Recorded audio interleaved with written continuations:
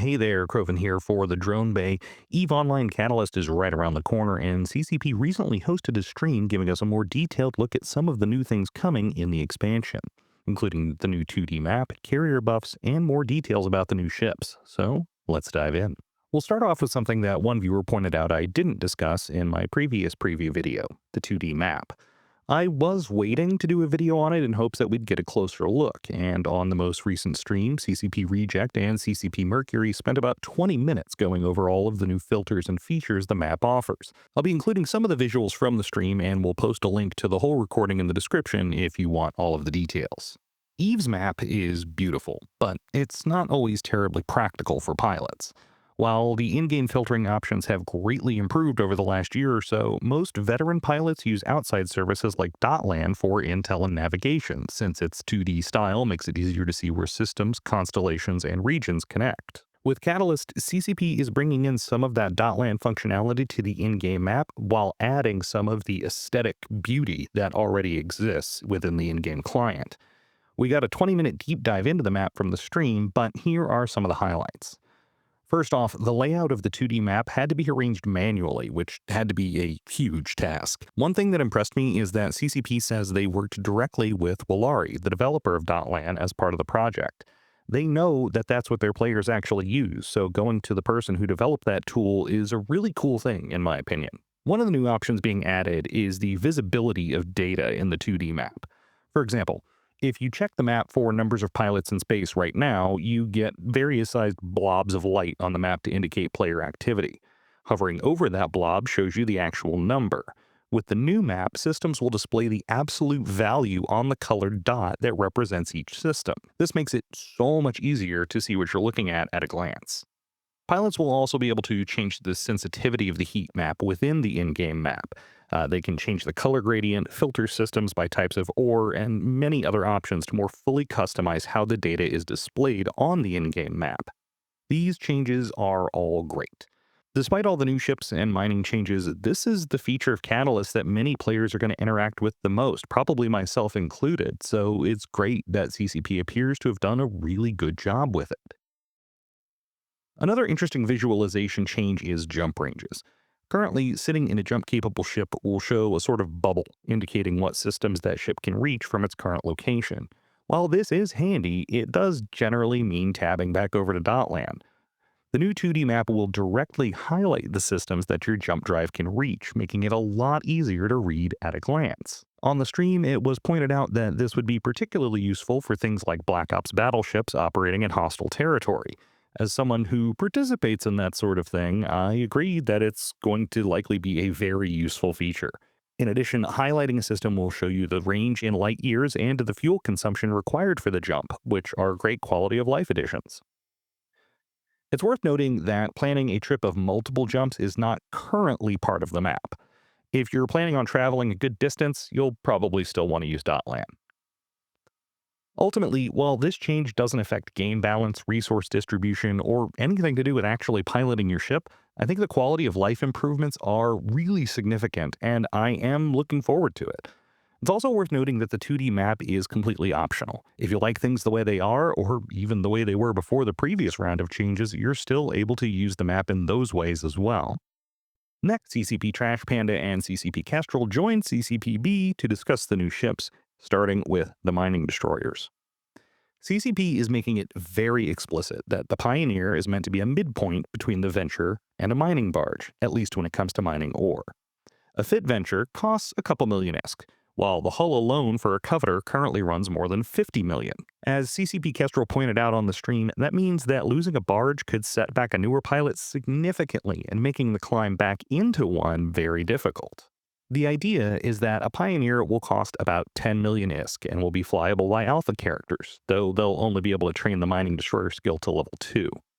At that level, CCP Kestrel says it will pull in about 12% more ore than a Venture. An Omega character with max skills for the Pioneer can expect him to pull about 10% less ore than a Procurer. We discussed the consortium issue version of the Pioneer and Venture a little bit in a previous video, Both seem to represent a decent upgrade, especially in terms of a larger mining hold, bonus to mining crits, and better tank. CCP Kestrel seemed to float the idea that the Pioneer Consortium issue may settle out at a cost of about 30 million ISK. As with most expansion ships, that cost is going to be a lot higher at launch, but once it settles out, it seems like the faction mining ships may well be worth the extra investment. While we're on the Pioneer, I am still a little disappointed that they don't represent an upgrade to the Venture in terms of gas mining, but I do understand that CCP was concerned about rendering the Prospect obsolete. However, my disappointment is largely offset by my excitement for the Outrider, the command destroyer variant of the Pioneer. We didn't get a lot of new information about the Outrider, but for those who may not have seen the details previously, it represents an alternative to ships like the Porpoise. The Outrider is expected to, eventually, cost less than the Porpoise. It also won't boost quite as well as its larger cousin, and it can't compress or gas, but it can fit a micro jump field generator. On top of that, it can also mine on its own and carries multiple flights of light drones in addition to mining drones. For someone like me who huffs a fair bit of gas and wormholes, the Outrider is going to be a great addition to my setup. I can also see it being useful in other situations where mobility carries a higher value than the ability to compress. I could even see mining asteroids in J-space using an Outrider and a squad of Pioneers. Since anomalies are so much easier to find than gas sites, the ability to boosh and the additional mobility of destroyer platforms over barges could be really nice, especially when you consider how much cheaper the ships are than barges and a Porpoise. We also found out a bit more about the Odysseus, the new Sisters of Eve expedition command ship. The stream confirmed that the idea of the ship is to both provide a good solo platform and also potentially serving as a home base for a small wormhole nomad operation.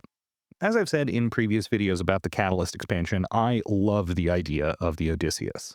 A Swiss Army knife ship with 50,000 cubic meters of storage for gas, salvage, and other wormhole goodies that can also carry along a destroyer in its ship maintenance bay and can fit a covert ops cloak and enter frigate holes by using a zero-point mass entangler are all fantastic things. One question I did have was about the interactions of some of the expedition bursts. Apparently, the idea behind extending the duration of expedition bursts is to allow the Odysseus to boost, then cloak, while the effects of the boost persist. That's a neat idea, and the ability to descan more than 20 AU in wormholes is definitely cool. I've been focusing on how the Odysseus will impact life in wormholes, but there are potential use cases for a lot of different types of gameplay. It can be blopsed, and extended scan range has many uses outside of J-space. I'm overall pretty excited about what unique roles people will find for this ship. My biggest issue with the Odysseus, since we first saw the details on the test server, is the cost. Requiring 250 Sisters of Eve net resonators plus the material cost means the ship will be about 1.7 billion ISK to build. On the stream, CCP Kestrel said the idea was for the Odysseus to cost about the same as an Orca to build. He also mentioned on the stream that this might ultimately be a little too pricey. I think the cost of an Odysseus is absolutely too high. In addition to the material build cost, we were told that the current thinking is for the Odysseus BPC to cost twice as much as a Nestor BPC from the Sisters loyalty point store. That means 200,000 loyalty points. At 1,000 ISK per loyalty point, which is honestly a low estimate for Sisters, that adds another 200 million plus to the cost. As it stands, even after the post-launch price inflation dies down, the Odysseus is likely to cost at minimum 2 billion ISK to build one hull. That is an awful lot for a solo wormholing ship or even a nomad operation. I really do hope CCP eventually revisits the cost of this otherwise fantastic ship. I want to see them in space, but I don't think we're going to see too many at this price point. Wormholers do tend to have a fair bit of money, but that's not a lost mail anyone wants on their board. Now, let's move on to some ships that are getting cheaper. Carriers. We had been told that carriers would be getting some updates. Now we have a better idea what those look like. First off, carriers are getting their build costs reduced by 30%. That is a significant discount. Right now, carriers and dreads aren't that far apart in terms of cost, and while carriers have seen an increased fleet roll through conduits, dreads are still used a lot more when it comes to actually, you know, doing stuff. Carriers will also see some changes to fighters. They will now all have 4 fighter tubes and be able to deploy 2 at a time. Those changes will mean carriers can deploy 3 light fighter flights in addition to a support flight, or 2 each of light fighters and support. Some of those support fighters, like the Scarab and the Cenobite, are also going to be getting buffs. It's not all unmitigated buffs for the carrier, though. Their max lock range has been reduced to 300 kilometers base, making it more difficult to deploy and sit far away from the battle. Sitting on a friendly structure and sending fighters thousands of kilometers away is a tactic known as skynetting. Now, there's going to be a little bit more risk involved in doing that. To get their potentially unlimited lock range back, carriers will have to fit an integrated sensor array. The drawback is that while the array is active, the carrier cannot dock, tether, or warp. It also has a 2-minute cycle time. You can still Skynet to a degree, but the carrier must be committed to the field in order to do so. On the flip side, using EWAR modules while the array is active will apparently no longer wipe out your capacitor, and the carriers will still be able to boosh while the array is active. Right now, carriers are mainly used for conduits and as suitcases for deployment. They're going to be getting a significant buff to that role in Catalyst, with the ship maintenance bay doubling in size. For groups like Noir, who find ourselves deploying across the map on a fairly regular basis, that is a pretty nice change. Finally, carriers are getting a significant visual refresh. The ship models have gotten a texture and geometry facelift, which is always nice. Another cool visual tweak is a new animation for launching fighters. You'll actually be able to see the individual fighters loading into the tubes and taking off down the carrier's runway. It is worth noting that CCP says this new animation will not affect how quickly a carrier pilot is able to control their fighters in space. It's purely aesthetic. Will many people actually watch this animation? Probably not in a high stress situation, but don't be surprised if the drone bay gets a Thanatos base intro clip soon. Overall, I'm really happy that carriers are getting some love. I'll admit I don't participate in a lot of capital combat as a general rule, but anything to give more love to a ship class that has seen pretty limited combat roles is likely good. The full expansion notes will probably drop this weekend, and Catalyst will launch on November 18th. What interests you most about the new expansion? You can let me know in the comments below. Also, a shout out to Chloroken for a great breakdown on his own stream. I know you told me not to shout you out, but you're not my real dad. If you're looking for a corp, and I suspect a higher than usual number of folks are right now, call me crazy, Noir and Noir Militia are recruiting. Noir is Eve's oldest mercenary corporation still in operation, and our militia offers all the faction warfare content you could want while offering a pipeline into the main corp. There is a link to our Discord down in the description. If you want to help the channel, likes and subs are the currency of our algorithmic overlord. Also, we have referral codes for both Eve Guru and the Markee Dragon store in the description. Using either will help keep the content coming. If you want more info about how Eve Guru makes me billions of ISK per month, you can check out the video on screen now. And until next time, keep flying.